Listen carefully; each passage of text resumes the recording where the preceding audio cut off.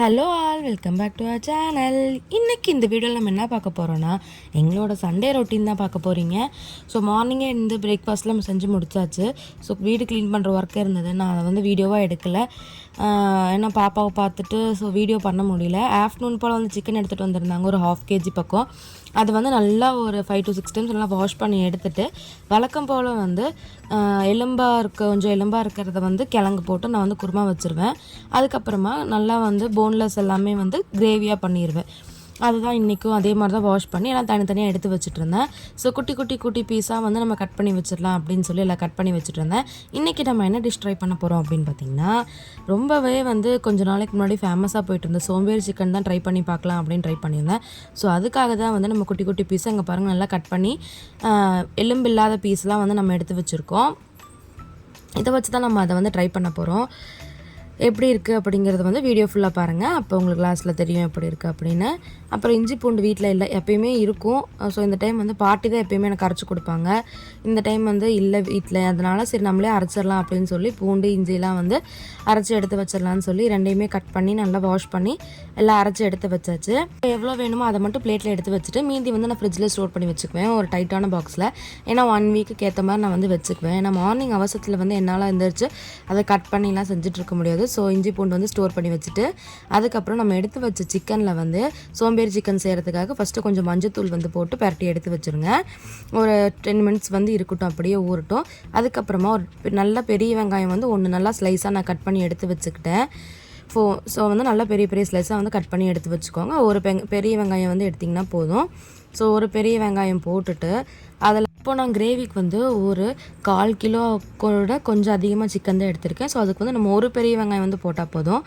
ஒரு பெரிய வெங்காயம் பெரிய ஸ்லைஸாக. அதுக்கப்புறம் சிக்கன் வந்து நம்ம வந்து மஞ்சள் போட்டு ஒரு 10 நிமிஷம் ஊற வச்சுருந்தோம் இல்லையா, அதை எடுத்து இதில் ஆட் பண்ணிடுங்க. அதுக்கப்புறம் இஞ்சி பூண்டு பேஸ்ட் வந்து 1 ஸ்பூன் எடுத்திருக்கேன் நான், அதிகமாக இல்லை, ஒரே 1 ஸ்பூன் மட்டும் தான் எடுத்திருக்கேன் நான். மிளகாத்தூள் வந்து உங்களுக்கு வேணுங்கிற அளவு ஆட் பண்ணிக்கோங்க. பெப்பர் ஆட் பண்ணிடுங்க.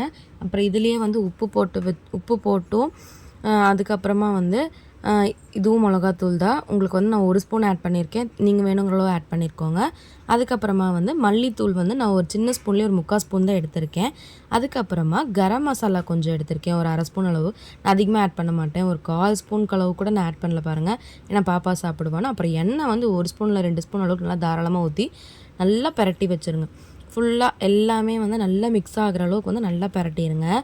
இதுக்கப்புறமா வந்து இதில் நம்ம என்ன பண்ண போகிறோம் அப்படின்னா, கருவேப்பிலை இருக்கு இல்லையா, ஸோ கருவேப்பிலை கொத்தமல்லி வேணுங்கிறத வந்து எல்லாமே வந்து நீங்கள் இதிலே வந்து ஆட் பண்ணி நல்ல ஒரு பிரட்டி வச்சுருங்க.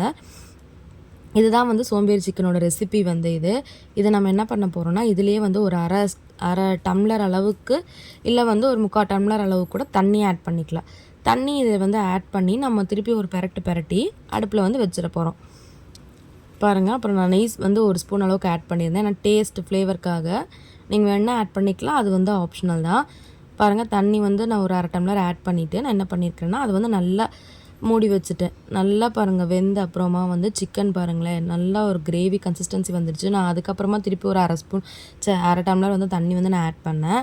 ஸோ எல்லாமே ஆட் பண்ணி முடிச்ச அப்புறம் கிரேவி பாருங்கள் நல்லா சாஃப்டாக வெந்து ஒரு 15 to 20 மினிட்ஸ்க்கு அப்புறமா நல்லா சாஃப்டாக வெந்து கிரேவி இந்த மாதிரி தான் நமக்கு இருந்தது. அடுத்தது நம்ம வந்து குருமா மீன்ஸ் குழம்பு தான் வந்து இப்போ நம்ம வந்து ரெடி பண்ணிகிட்ருக்கோம். ஸோ பெரிய வெங்காயம் 2 போல் எடுத்துக்கோங்க. அதுக்கப்புறமா வந்து எப்போயுமே சின்ன வெங்காயம் யூஸ் பண்ணுவேன், அன்றைக்கி காலைல டைம் இல்லாதனால பெரிய வெங்காயமே யூஸ் பண்ணிக்கிட்டேன், அதுவுமே டேஸ்ட் நல்லா தான் இருக்கும். அதுக்கப்புறமா வந்து பட்டை கிராம்பு எல்லாமே போட்டு நான் அரைச்சி எடுத்துக்குவேன் எப்பயுமே குழம்புக்கு. சரி, இதில் அதுக்கப்புறமா வந்து இஞ்சி பூண்டு நம்ம ஆல்ரெடி அரைச்சி வச்சுருந்தோம் இல்லையா, அது வந்து 1 ஸ்பூனில் 1/2 ஸ்பூன் நான் ஆட் பண்ணிக்கிட்டேன் அதுலேயே. அப்புறம் நெய் வந்து நான் ஊற்றுவேன் எப்பயுமே, குழம்புக்காகட்டும் கிரேவிக்காகட்டும் நெய் வந்து 1 ஸ்பூன் நான் ஆட் பண்ணியிருந்தேன்.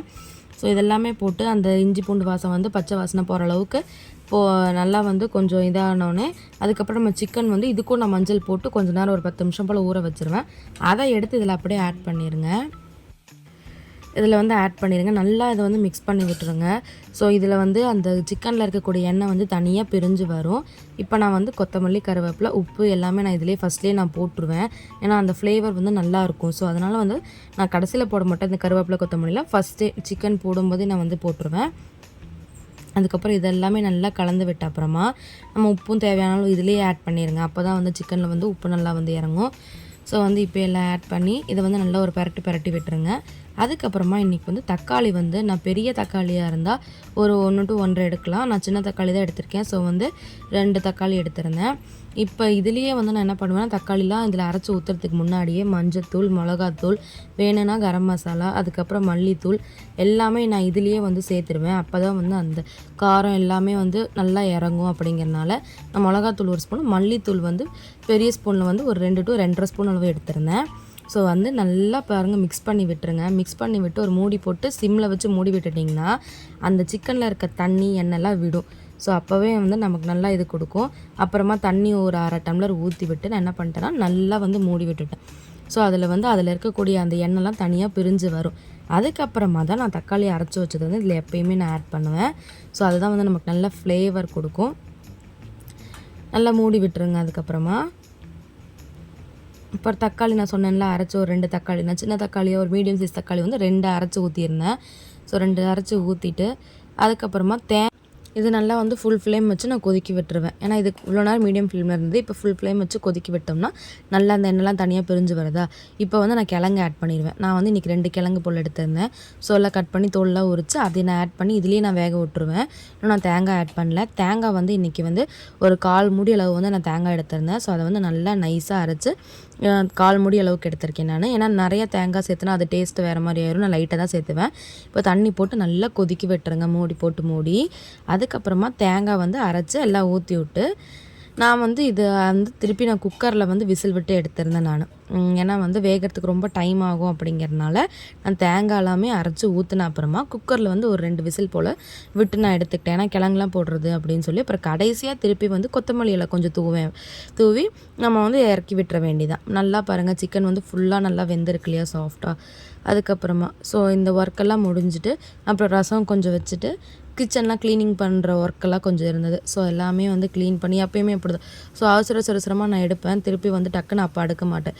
ஒர்க்கெல்லாம் முடிச்சுட்டுலாம் சமைச்சு முடிச்சுட்டு அதுக்கப்புறம் தான் எல்லாமே க்ளீன் பண்ணுவேன். எல்லாம் அடுக்கி வைப்பேன் எடுத்த இடத்துலையே. ஸோ எல்லாம் அந்த ஒர்க்கெல்லாம் முடிச்சுட்டு பாப்பாவும் கரெக்டாக தூங்கி எழுந்திரிச்சிட்டா. அவங்க அப்பாவும் குளிக்க வச்சு அவளை கூப்பிட்டு வந்துட்டாங்க. ஸோ குளிக்க வச்சவொடனே என்னை எப்பயுமே தூக்கிக்க சொல்லி அழுதுகிட்டே இருப்பாள். அதுக்கப்புறமா சாப்பிட்ற டைம் மத்தியானம் ஆயிடுச்சு. எப்பயுமே பாப்பா இப்படி தான் கொஞ்சம் அரைத்தூக்கத்தில் இருந்தால் இப்படி தான் நைன்னு அழுதுகிட்டே இருப்பாள். அன்னைக்கு அதே மாதிரி தான் பாதியிலே எழுந்திரிச்சிட்டா. ஸோ அதனால் அழுதுகிட்டே இருந்தாள். குளிக்க வச்சது வேறு பசி வந்திருக்குன்னு சொல்லி பாப்பா விளையாடும் போதே கொஞ்சம் நான் அப்போவே வந்து ஊட்டி விட்டுட்டேன். ஸோ ஃபஸ்ட்டே சாப்பிட்டு முடிச்சிட்டேன். ஏன்னா லேட் ஆயிரும் அப்படின்னு சொல்லி எனக்கு கொஞ்சம் ஒர்க்கும் இருந்தது. அதனால் அவளை ஃபஸ்ட்டு சாப்பிட வச்சிடலாம் அப்படின்னு சொல்லி அவளை ஃபஸ்ட்டு எல்லாம் ஊட்டி விட்டு கொஞ்சம் விளையாட்டு காட்டிகிட்டே அப்படியே எல்லாம் சாப்பிட்டு முடிச்சுட்டு அவங்க அப்பா கூட விளையாடிட்டே அதுக்கப்புறமா தான் போய் தான் நாங்கள் 2 பேருமே உட்காந்து சாப்பிட்டோம். ஏன்னா அவள் வந்து பசியில் இருந்தால் எங்களையும் சாப்பிட விட மாட்டோம். அப்புறம் அழுதுகிட்டே இருப்பாள். அதனால் அதுக்கப்புறமா தான் நாங்கள் ரெடி பண்ணி அந்த டிஷ்ஷெல்லாம் வந்து நான் சாப்பிட்டு எப்படி இருந்தது அப்படின்னு சொல்லி ஒரு டேஸ்ட் பார்த்து சொன்னார். ஸோ செம்மையாக இருக்குது கிரேவி அப்படின்னு சொன்னார். நான் ஃபஸ்ட் டைம் ட்ரை பண்ணியிருந்தேன். பட் சூப்பராக இருக்குது. நீங்களும் வந்து ட்ரை பண்ணி பாருங்கள் எப்படி இருக்குது அப்படிங்கிறத சொல்லி மறக்காமல் கமெண்ட்ஸில் சொல்லுங்கள். இதான் வந்து நம்ம ரெடி பண்ண குருமா. ஸோ குருமா வந்து நைட்டு நாங்கள் மத்தியானத்துக்கு வந்து சாப்பாட்டுக்கும் நைட்டுக்கு வந்து புரோட்டா அந்த மாதிரி இல்லை சப்பாத்திக்கு அந்த மாதிரி வச்சுக்குவோம். ஸோ இது சாப்பாட்டுக்குமே செம்ம டேஸ்ட்டாக இருக்கும். இப்போ தான் வந்து நம்ம ஃபர்ஸ்ட் டைம் ட்ரை பண்ண கிரேவி இதுதான். ஸோ செம்ம டேஸ்ட்டாக இருந்துச்சு. நீங்களும் ட்ரை பண்ணி பாருங்கள் மறக்காமல். இந்த வீடியோ பிடிச்சிருந்தா லைக் பண்ணி உங்கள் ஃப்ரெண்ட்ஸ் அண்ட் ஃபேமிலி கூட ஷேர் பண்ணிடுங்க. நாங்கள் எல்லாம் சாப்பிட்டு முடிச்சுட்டு பார்த்துட்டு இருந்தா அவள் அங்கே விளையாடிட்டு இருந்தா. ரூமில் வந்து தனியாக நாங்கள் இங்கே சாப்பிட்டுட்டு இருந்தோம். அவள் அங்கே விளையாடிட்டு இருந்தா ரூமில் தனியாக. இந்த டவல் மேலே போட்டு அவள் தலையில் போட்டு எப்பயுமே அதை வந்து விளையாடுவா. அதே மாதிரி அன்றைக்கி விளையாடிட்டு இருந்தா. சரிலாம் விளையாடி முடிச்சுட்டு நாங்கள் சாப்பிட்டு அப்புறம் வெளியும் உள்ளவும் அந்த மாதிரி கொஞ்ச நேரம் விளையாடிட்டு இருந்தா. அவ்வளோதான்.